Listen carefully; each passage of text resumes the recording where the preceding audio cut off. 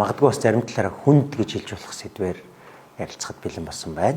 Энэ яагаад энэ асуудал бас манай нийгмийн санаа зовох асуудлуудын нэг болсон бэ? Бид нар номхон талаан баруун иргэн бүстэй одоо эхнээсээ хоёрт буюу Солонгосын улсын одоо дараа ороо явчихна гэсэн. Намаа оролттой асуудал маш ховор сонсогддог тий.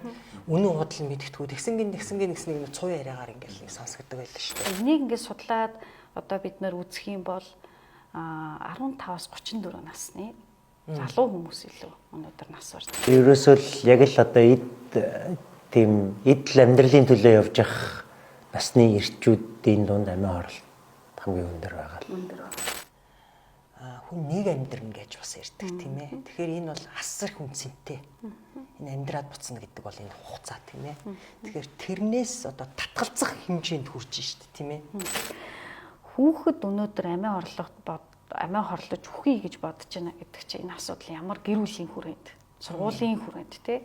Ер нь хүүхдийн чинь ганц одоо чухал одоо орчин бол гэр бүл, сургуулийн бас манай үндэсний ч онцлог гэж магадгүй одоо хин нэг нь бид нар нөгөө зовсон одоо муугаа харуулахгүй ч гэдэг юм уу.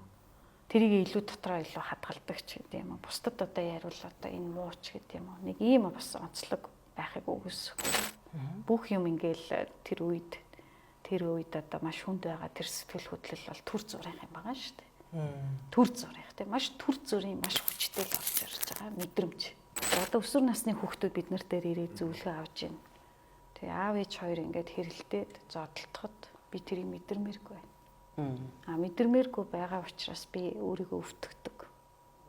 Тэгээ чи юугаар өвтгөж гэнэ үү гэхээр л нөгөө янз бүрийн юмар өөрийгөө зүсдэг юм байна шүү дээ. Бид нар эргэн тойрондоо байгаа хүмүүстэйгээ гэдэг юм уу те яаж харьцуул эсвэл ер нь сэтгэл зүйн хувьд хүнд байгаа хүмүүсээ яаж уншилж бас анхаарч ямар юм бэ чинь ингээл яг эргэн тойронд л болж байгаа л үйл явдал шүү дээ те.